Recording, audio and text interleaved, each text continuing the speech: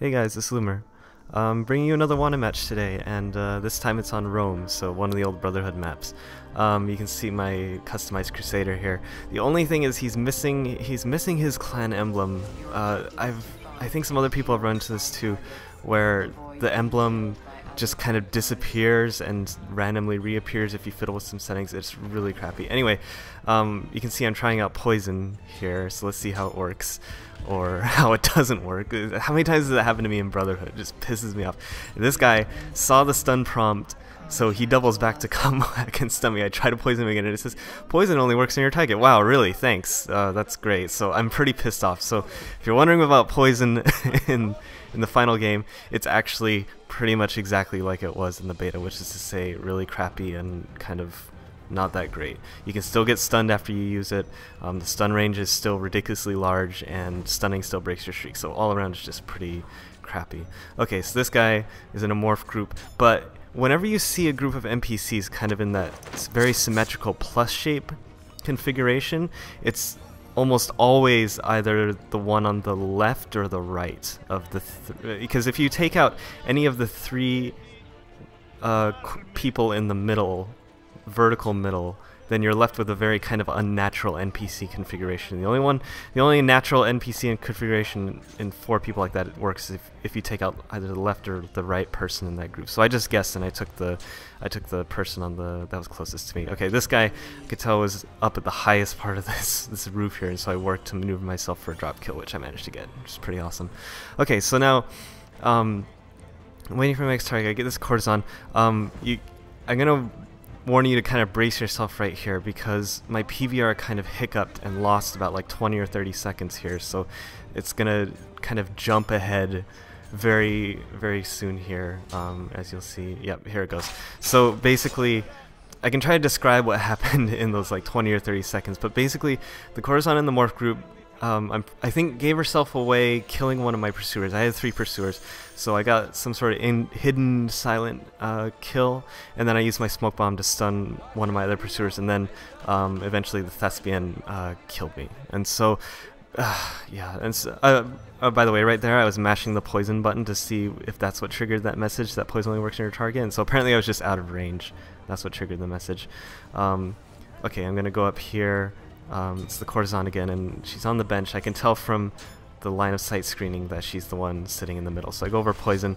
I should have tried to make a faster getaway, but I don't know if that would have even been possible. So as you can see, obviously you can still get stunned after you after you poison someone.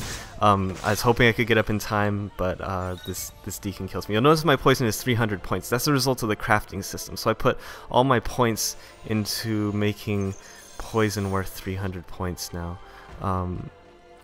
And if you want to see a video of the crafting system, I mean, a few people have them up. I think Malix has a video up, and I think Legendary also has one up. Okay, so I used line of sight screening to find out which thespian it was. But honestly, if you look at her, she's standing pretty much right in the middle of the blend group. NPCs always kind of stand on the edge like all the other ones are, so I didn't really even need to really use it like that, unless they've kind of been pushed around maybe. But so I'm able to get a hidden focus incognito kill with greater variety, which is really nice. Okay, see the sentinel walking towards me, get the stun. I managed to kind of lunge over and stun this other guy. God, that headbutt stun animation is, I think, one of my favorite my favorite things ever. Okay, courtesan comes over. She's clearly, you know, there's 2 people I just stunned back there, so she's after one of them. So I wait in my blend group, get a hidden silent kill, which is pretty awesome. So with all of that just happened, you know, that was what, like maybe 20-25 seconds. I think it ended up being around like 2,400 points in that whole span of events. You know, the 2 stuns, the streak, greater variety, 2 hidden kills. You know, it's just kind of a nice, very nice little sequence of events. Okay, this guy's after me. I use my mute. You can see the new mute effect is actually now a dome instead of kind of the old Brotherhood way. I mean, I think it's kind of to emphasize the fact that mute works vertically. You know, if you throw something like a smoke bomb, it doesn't affect anyone who's above the smoke bomb. But for mute, and this is the way it worked in Brotherhood too, it's almost like a column more than a dome really. But mute will also, or maybe actually it might just be 6 yards ahead of you as well. Okay, this deacon, you can see, is cutting really close around the edge of the fountain, so I know he's after me, so I'll drop my smoke and stun him. Okay, courtesan comes over. She's clearly, you know, there's 2 people I just stunned back there, so she's after one of them. So I wait in my blend group, get the stun. I managed to kind of lunge over and stun this other guy. God, that headbutt stun animation is, I think, one of my favorite my favorite things ever. Okay, Yeah, and unfortunately, I had the right person here, but then I kind of second-guessed myself to try to lock onto the other Vanguard in front, and this guy could tell I was after him and got out, got a really nice stun on me, so I can't really complain about that. Yeah, and so mute will also affect people above you as well as people just on the same level as you. So I think the new effect is really cool, and I think it kind of emphasizes that aspect of mute too. The other thing about mute now is also, I don't know if you saw it back then, but when mute hits your pursuer, it kind of makes them glow a little bit with kind of like a green animus effect. It's a little subtle, but you can notice it. And so when you use mute, you might have seen it there too, you can actually tell right away whether or not you hit your pursuer or not with it. If it hits another player or an NPC, it doesn't give them that animus, that green animus effect. So you can actually use it to be, you can actually be really stealthy with mute now, because you don't even have to, like, you know, in Brotherhood you would mute and then you would have to like run up and like try to stun them right away. And if you were wrong about guessing about your pursuer, that could kind of give you away running away like that. But here you can just use mute and you can tell right away whether or not they were a pursuer or not. You don't have to break your stride, you can keep kind of walking casually. So that's kind of a cool new feature of mute. Mute's still at 90 seconds, which is kind of weird, I think. It kind of boggles my mind that like mute is at 90 seconds but smoke bomb's at 60 seconds. I never really understood that.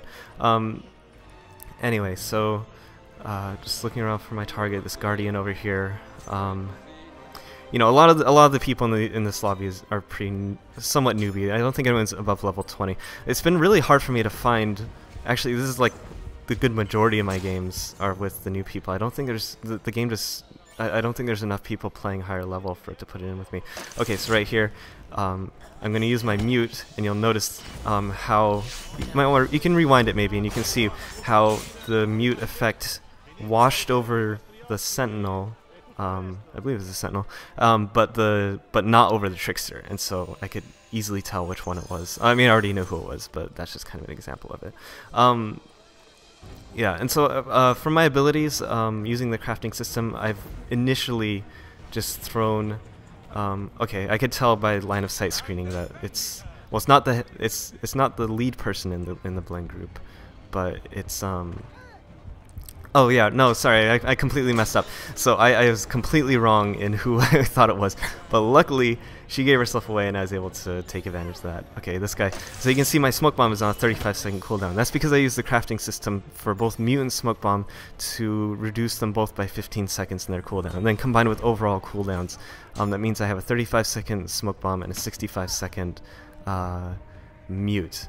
And so that's worked out fairly well. I do kind of miss the extra range on smoke. I might eventually end up trying to put it back together as a strong smoke bomb and see how that goes. But you know, I'm playing through this match. I've gotten a lot of points. It's actually, you know, if you've been watching my videos for a while, you've been watching, you know, how I played Brotherhood and everything. My playstyle is pretty much the same. I mean, it's based a lot on using a lot of blend groups. For hidden kills, lots of stuns. Okay, this guy, nice me, barely avoids the smoke. That was actually pretty nice.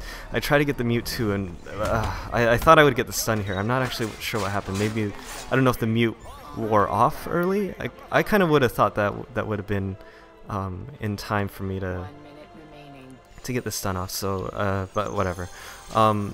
Anyway, so like I was saying before, my playstyle is pretty much the same as Brotherhood, maybe just a slightly less aggressive, and I still try to flank people, but with the new mechanics I try to flank them, and I try to leave enough space in between them so at least my meter builds up to silent by the time they reach me, as opposed to Brotherhood where I might have tried to just flank them right away. Okay, so as you can see there, you might notice that I dropped my smoke bomb just a little bit earlier than you might have expected, and this is because this is something Esco pointed out to me, and I think he confirmed it with Malix before that you can actually drop your abilities, you can use your abilities while you're in your kill animation like that, and so that's pretty different from Brotherhood, and I'm still getting used to it because my instinct is just when I'm in a kill or stun animation, like I'm just screwed, I can't do anything, and so it's pretty useful. Oh, I totally fall for a decoy right here. I didn't see anyone using decoy this match, and I wasn't really ready for it, so I kind of just completely fell for that.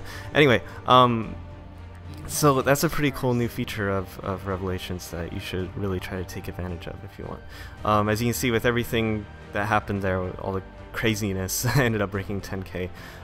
First time for Revelations, and I think I did it once for Brotherhood using Smoke Meat. It's a lot easier to do in Revelations. Seriously, how do you get 10,000? I thought that was really funny. Yeah, well, maybe hopefully this guy, maybe he'll see this video and then he can have his question answered. Anyway, so I mean, the game's been pretty fun. I've been constantly amazed that the number of runners and roofers is still not as bad as it was in the beta, and I'm still not exactly sure why.